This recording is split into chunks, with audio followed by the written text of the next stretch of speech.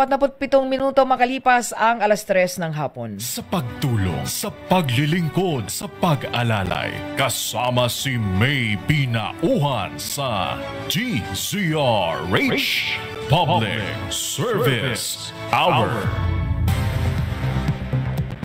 At sa bahaging ito ng ating programa mga kaibigan, at bigyang daan po natin ang ating mga partner. Kamakainan lang ay meron tayong isang matagumpay na outreach program at ang initiative na po na yan ay sa pamagitan po ng The Great Lighthouse Foundation Pasig Chapter at katuwang po dyan ang ating mga medical team ng DZRH Operation Tulong at sa panguna po ni Chairman Danny Detera ng Voltracom team natin, and of course ang Knights of Columbus ni Casen and Luna, no?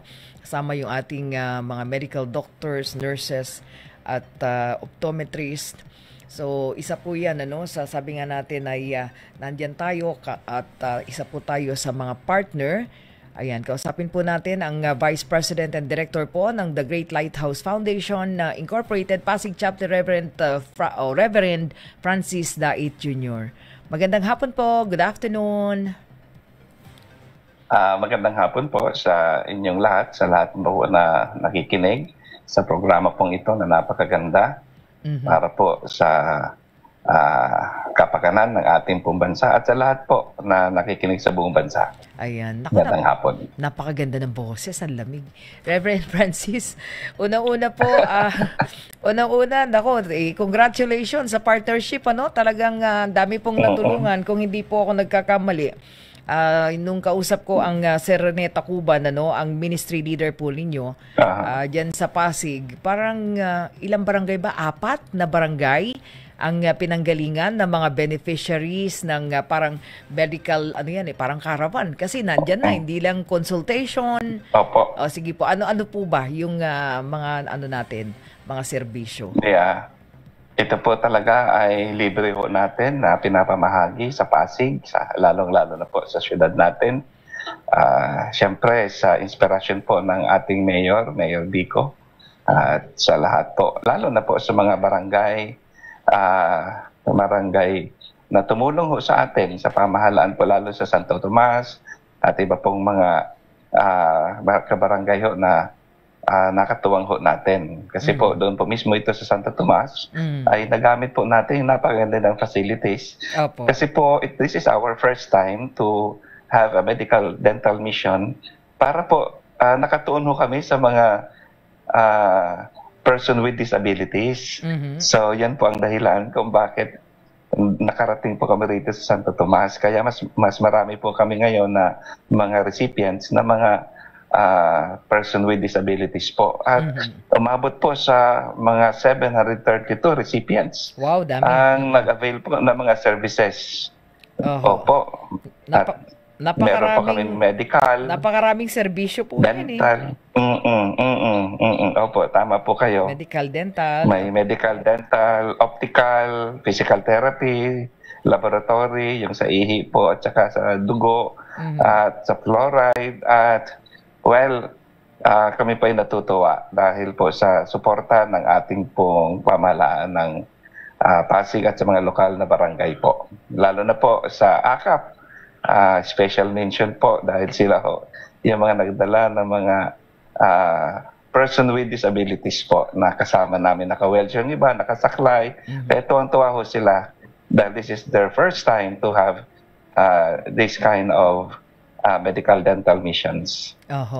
Halos kumpleto yung serbisyo. Ito po ay Sir Francis, ito po'y dinadala ninyo, ibinababa nyo sa bawat community na regular, tama po ba? Regular na talagang napakalaking tulong, lalong-lalo na pag-uusapan health and wellness ng inyo pong mga mga kalugar, lalo-lalo na diyan po sa Pasig.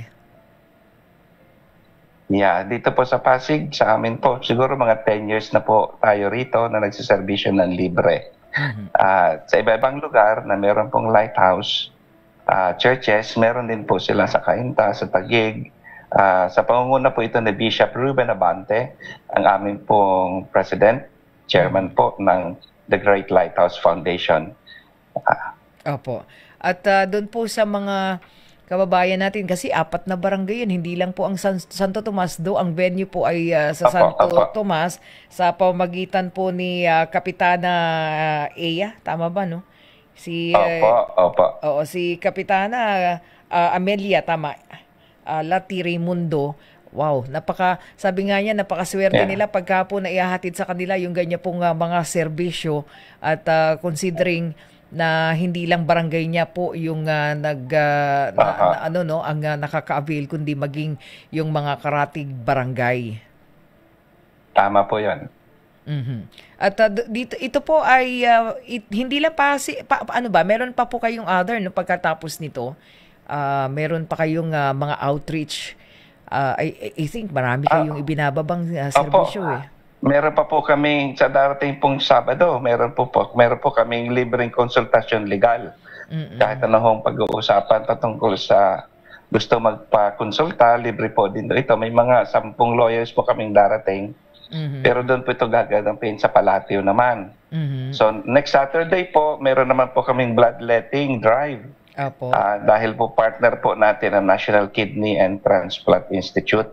So ito ho ay pwede naman manawagan kung gusto ninyong mag-donate ng dugo para po magdugtungan ang buhay ng ating mga kababayan na nangangailangan. Ito po pagkakataon na makatulong po tayo. Oo, pwede, no? Anong araw po yan? Yung pong bloodletting drive, gaganapin po ito next Saturday sa November 22 po. Alas 8 po yan hanggang alas 11 ng umaga. Doon po ito gaganapin sa auditorium po ng Lighthouse Bible Baptist Pasig ng Palatio po. Palatio, opo. So pwedeng mga mag-donate ng dugo. And of course, yung isa pa, so sunod-sunod, no? Tama-tama. Papasok na yung Christmas. Konsultasyon legal po. Free legal services po. Ayan, at para pa rin sa lahat ng gusto. Oo, pwede din kahit hindi taga-Pasig, basta narinig nila, no? Ay, opo. Opo. Pwede ho. Pumunta ho doon. Basta magka-cut off ho tayo ng 11 o'clock. Para dun sa ating mga guest lawyers. Meron po kayong mga gustong pasalamatan na Sir Francis para po sa matagumpay na Yes. Yes, marami po tayong mga partners po rito. Lalong-lalo na po, unang-una po sa lahat ng DCRH Operation Tulong. Maraming salamat sa partnership dahil po nagkakilala tayo sa pamagitan ni Reneta Coban. At yun ho ang naging simulain ho natin. Tapos naging kabahagi ho tayo, nagtumulong ho tayo doon sa Sagad Sagad High School. Tayo po ay may tinulungan doon, inaayos yung mga buildings po nila. Sa partnership din po natin yon, DCRH. At siyempre, yung mga doctors po, mga galing po sa private doctors, sa public doctors po na nakipag-partner din po dito sa atin. Actually, ito ho ang pinakamaraming naging partner ho namin ngayon, taong ito. Kaya linakihan ho namin yung ang goal talaga namin, maabot ng mga 1,000 patients po. Dahil ang ganda po ng response ng mga partners. So, nagpadala sila ng mga doctors, dental, pati po mga military men ho natin. Hindi ho nila tayo binigo. Siyempre, ito ho ay pasasalamat ho natin sa ating pong Panginoon. Tayo ay ginamit niya para po maging daluyan ng pagpapala para sa mga kababayan po natin. At marami po mga partners, hindi ko na mabanggit yung iba. Dami po, puno-puno yung board natin nung nakaraang linggo. But anyway, sa dami ng mga partners, marami pong salamat kasi kapag mas marami pong nagtutulungan, talaga naman marami po tayong natutulungan at naaabot din. Tama. Sir Francis. Tama po. Ayan, oo. So marami pong salamat at kita-kita po ulit sa mga susunod na partnership. Makikipag-partner po ulit kami sa inyo. Kontakin po namin kayo and Sir Rene will continue to have communication with you po. Ayan. Thank you so much po. Yan kay Kapitan Amelia Raimundo. Ano po? Opo. Maraming salamat po ulit. Okay, maraming salamat po. Thank you very much. Mga kaibigan, Reverend Francis Dait Jr., ang Vice President and Director po ng The Great Lighthouse Foundation Incorporated Pasig Chapter. Galing, ang dami talaga. Punong-puno po yung venue eh. Kaya tuntua si Kapitana Eya eh. Dami din po sa mga kabarangay niya ang naka-avail po ng napakaraming serbisyo, hindi lang medical consultation. Ano? O, gusto ko nga maupo dun sa ano nila eh, dun sa nagpapamassage. Naiya ako haba ng pila. Ayan, napakasarap na serbisyo. Maraming salamat po. Ayan, Reneta Cuban, thank you. And of course, ang ating mga medical team, ang nakita ko doon, ang mga opto natin, of course, si Doc Jovi Ragasa, and then the dentist natin, Dr. Amelia Del Rosario, sino pa ba? And of course, mga doctor natin, from nights, si Dr. Agripino, tawag nito, Serrano, Dr. Jeff Beltran, ayan, Knights of Columbus yan, even Sir si Dr. Amelia Del Rosario, ayan. And then ang nurse natin nakita ko doon si Arnel Laurelia, tama ba? Ayan. At Engineer Mike Lawan, ang mga assistant, ayan, Chairman Danny Detera, si may tawag nito si Casinen Luna, at maraming iba pa. Na-mention ko but anyway, sina Aida Casikas, ayan, marami sila actually. Thank you so much sa partnership natin para sa The Great Lighthouse Foundation. Sandali lamang po. I-ready na ang inyong cellphone dahil